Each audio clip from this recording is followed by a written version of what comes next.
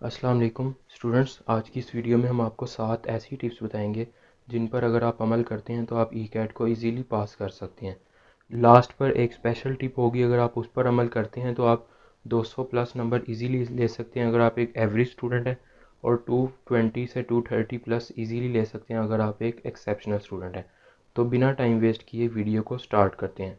सबसे पहली टिप है be relax during E CAT and E CAT preparation. आपने घबराना नहीं है। आपने सबसे पहले घबराना नहीं है। ई कैट की प्रिपरेशन के दौरान और ई कैट जब जिस दिन आप टेस्ट देने जाएंगे उस दिन, क्योंकि अगर आप पैनिक कर गए, घबरा गए, तो आपको जो टेस्ट आता होगा वो भी आप क्लियर नहीं कर सकते और उससे आपका नुकसान है, आपके नंबर कम होंगे। क्योंकि काफ़ी दफ़ा ऐसा देखा गया कि काफ़ी स्टूडेंट्स जिनको सारी तैयारी होती है लेकिन ई कैट के अंदर जाकर पैनिक कर जाते हैं और पेपर सही तरह नहीं सोल्व कर पाते। और इस दफ़ा तो वैसे ही पेपर बेस्ड की बजाय कंप्यूटर बेस्ड टेस्ट है, और कंप्यूटर बेस्ड टेस्ट में कामयाबी का सबसे पहला तरीका ही यही होता है कि आपने पैनिक नहीं करना, अपनी नर्व्स पे कंट्रोल रखना है। क्योंकि कंप्यूटर बेस्ड टेस्ट में आपके सामने एक ही एमसीक्यूज़ एक टाइम पे आता है, और इसीलिए आपके पैनिक करने के चांसेस ज़्यादा होते हैं। लेकिन आपने पैनिक नहीं करना, आपने ये नहीं सोचना कि ये क्वेश्चन मुश्किल है, आपने ये सोचना है कि अगर एक क्वेश्चन मुश्किल है तो बाकी के जो 99 है वो आसान भी हैं। हर क्वेश्चन पे आपने यही सोचना है, तो आप पैनिक बिल्कुल नहीं करेंगे। सेकंड टिप जो है वो भी मोस्ट इम्पोर्टेंट टिप है, इसके बगैर भी ई कैट जो है वो सही तरह से सोल्व नहीं हो सकता, वो है टाइम मैनेजमेंट। टाइम मैनेजमेंट बहुत इंपॉर्टेंट है ई कैट के अंदर। अगर आप टाइम मैनेजमेंट को सीख लेते हैं और टाइम मैनेजमेंट करना आपको आ जाती है, तो अगर आपकी तैयारी 70 से 80% भी है तो आप अपनी तैयारी से ज़्यादा नंबर ले सकते हैं। और वो किस तरह ले सकते हैं, वो ऊपर आई बटन के अंदर वीडियो का लिंक आ रहा होगा, और डिस्क्रिप्शन के अंदर भी मैंने लिंक दिया हुआ है, उस वीडियो में जाकर देखें, उसमें मैंने ये सारा बताया हुआ है। थर्ड नंबर पे जो टिप है वो है कि आपने अपनी जो टेक्स्ट बुक है उनको केयरफुली रीड करना है। ठीक है, उनमें हर चीज़ को पढ़ना है, किसी भी चीज़ को आपने चॉइस पे नहीं छोड़ना। क्योंकि ई कैट जो है ये पूरी बुक से आता है, ये इस तरह नहीं होता कि जिस तरह बोर्ड का पेपर आता है कि कहीं से आ गया कहीं से नहीं आया। लेकिन ये बात ठीक है कि कुछ चैप्टर इंपॉर्टेंट हैं, कुछ नॉन इम्पोर्टेंट हैं, लेकिन आपने करनी फिर भी सारी बुक ही है, खाली इंपॉर्टेंट चैप्टर्स को नहीं करना।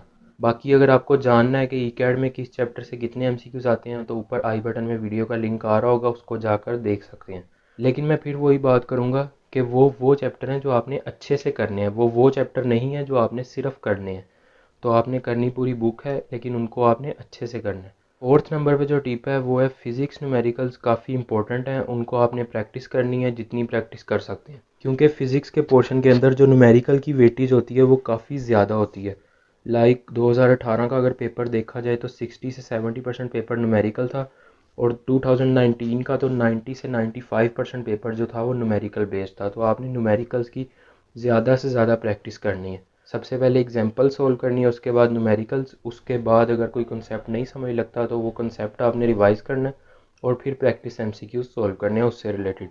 फिफ्थ नंबर पे जो टिप है वो ये है कि आपने मैथ्स के फार्मूलाज को लाजमी याद करना है, और कुछ जो शॉर्ट ट्रिक्स हैं वो भी आपने लाजमी याद करनी है। कुछ बच्चे खाली फार्मूलाज याद करके चले जाते हैं, फार्मूलाज से भी आपके क्वेश्चंस तो हल हो जाएंगे लेकिन उस पर टाइम बहुत लगेगा। तो कुछ क्वेश्चंस हैं जिनकी शॉर्ट ट्रिक्स होती हैं, तो अगर आपको वो पता हो तो आप जल्द से जल्द जो है वो एमसीक्यू सॉल्व कर सकते हैं, और इससे आपका काफ़ी ज़्यादा टाइम बच जाता है। सिक्स नंबर पे टिप है कि इंग्लिश का जो पोर्शन है वो काफ़ी इजी होता है, और आपने कोशिश करनी है कि इसको पहले नंबर पे अटैम्प्ट करना है। ऑल दो मैंने अपनी काफ़ी वीडियोस में ये कहा है कि आप सबसे पहले वो पोर्शन अटैम्प्ट करें जो आपको सबसे अच्छा आता हो, लेकिन फिर भी मैं आपको पर्सनली यही रिकमेंड करूँगा कि आप सबसे पहले इंग्लिश करें, उसके बाद फिज़िक्स, मैथ और केमिस्ट्री, इन तीनों में से चूज़ करें कि अब आपको अच्छा कौन सा आता है, और फिर आप पेपर सॉल्व करें। लाइक अगर आपको मैथमेटिक्स, फिज़िक्स, केमिस्ट्री में से सबसे अच्छा मैथ आता है तो आप सबसे पहले मैथ करें, उसके बाद अगर केमिस्ट्री आता है केमिस्ट्री करें, उसके बाद आप फिज़िक्स करें। ये थी 6 टिप्स नॉर्मल जो आपको देनी थी। अब स्पेशल टिप जो है वो ये है कि आपने solve E CAT past paper as much as you can, यानी कि आप 2019 से शुरू कर दें रिवर्स के अंदर। आप जितने पास्ट पेपर सोल्व कर सकते हैं करें। अगर आपको पास्ट पेपर्स नहीं मिलते तो आपको ऊपर वीडियो का लिंक मिल रहा होगा, उस वीडियो के लिंक में जाकर पास्ट पेपर्स डाउनलोड कर लें, आपको पास्ट पेपर्स मिल जाएंगे। पास्ट पेपर जो सोल्व करना है ये बहुत अहम किरदार अदा करता है किसी भी एंटी टेस्ट की तैयारी के लिए। इससे आपको दो फ़ायदे होते हैं, एक तो आपको आइडिया हो जाता है कि एंटी टेस्ट किस टाइप का आएगा, आप पहले से मेंटली प्रिपेयर हो जाते हैं। और दूसरा, आपके पास्ट पेपर से आपको नए कॉन्सेप्ट सीखने को मिलते हैं। आप जो 100 क्वेश्चंस करते हैं वो खाली 100 क्वेश्चंस नहीं होते, वो 100 कॉन्सेप्ट्स होते हैं जो आप सीख लेते हैं एक पास्ट पेपर को सोल्व करके। तो अगर आप 5 से 6 पास्ट पेपर कर लेते हैं तो आपको 500 से 600 कॉन्सेप्ट्स मिल जाते हैं।